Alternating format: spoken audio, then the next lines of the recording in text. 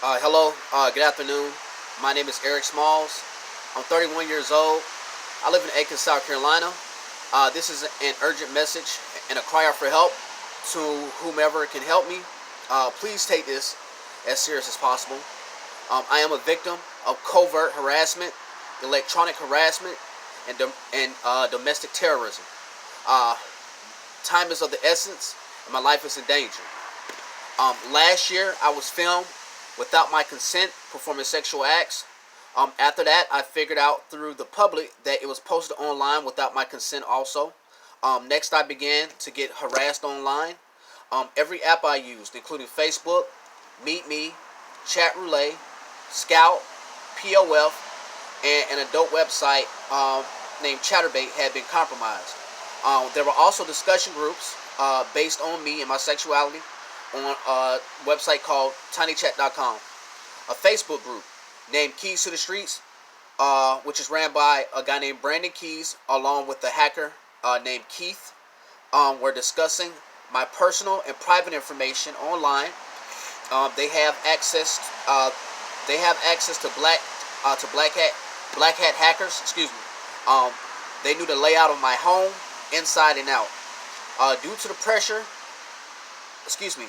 due to the pressure of being harassed inside and outside of my home, I began to perform to underperform at work, and eventually lost my job due to sleep deprivation. Not to mention, I was under unconstitutional illegal surveillance.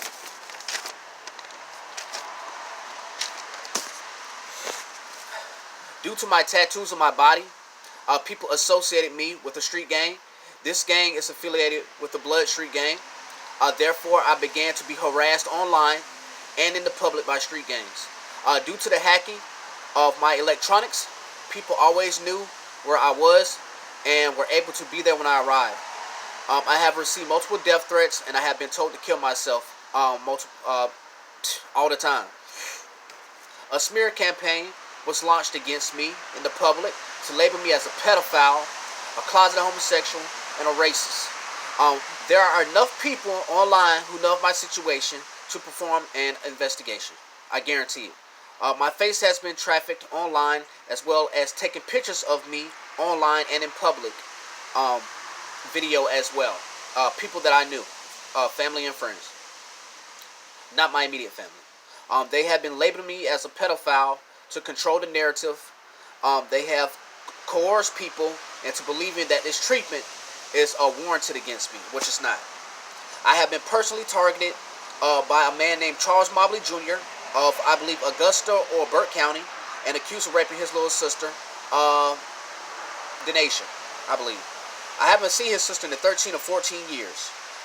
These allegations came after the sex acts of me were posted online. So basically, I believe that once I got embarrassed and once I got put in the limelight, then everybody came to the forefront to make claims about me. Basically, a smear campaign to destroy my image. There was also a bounty placed on my head because of this. I was also coerced into receiving a book of knowledge from a person I recently met, who is a member of the Blood Street Gang. This person is Darius Smith. Ever since this moment, my home was actually being put under surveillance, and the privacy of me and my family were violated.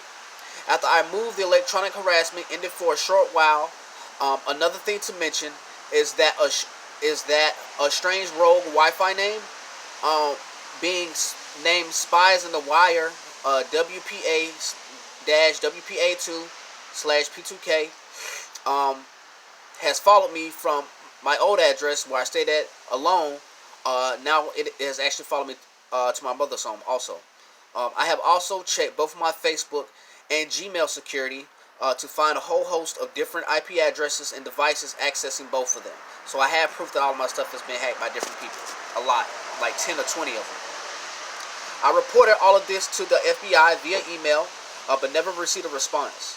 I called the local FBI also, and they told me to go to the website. After I moved in with my mother, the remote neuromonitoring, hacking, and other harassment stopped for a while, as I mentioned before. It started again after I logged into my hacked Facebook account one night, which is a dumb idea. From there, they gained access to my IP address and location. I am harassed every day, 24 hours out of the day. No mistake. I am currently a victim of remote neuromonitoring, otherwise known as V2K or voice to skull. It is done by an EMF radio wave transmission by satellite. I have been scanned in based on my location via Facebook to get my EEG. An EEG is an electroencephalogram. I am a microwave targeted individual based on a report done by Dr. Michael Hoffer, based out of Miami, Florida. Dr. Hoffer and his colleagues were the ones who examined the U.S. diplomats to Cuba a few years ago who have now been diagnosed with the Havana syndrome. Dr. Hoffer and Dr. Douglas Smith in Pittsburgh were the first physicians to acknowledge microwave and directed energy weapons attacks to the mainstream press in reference to the attacks by the U.S. diplomats to Cuba and China. There were a string of deaths, a string of 7 deaths from late 2017 through the first couple of months of 2018, based off this. This is based on a report done by Derek Robinson, who is the president of People Against Covert Torture and Surveillance International. All right. Due to the fact of me being tortured every day of my life, 24 hours out of the day, for the last a year and a half,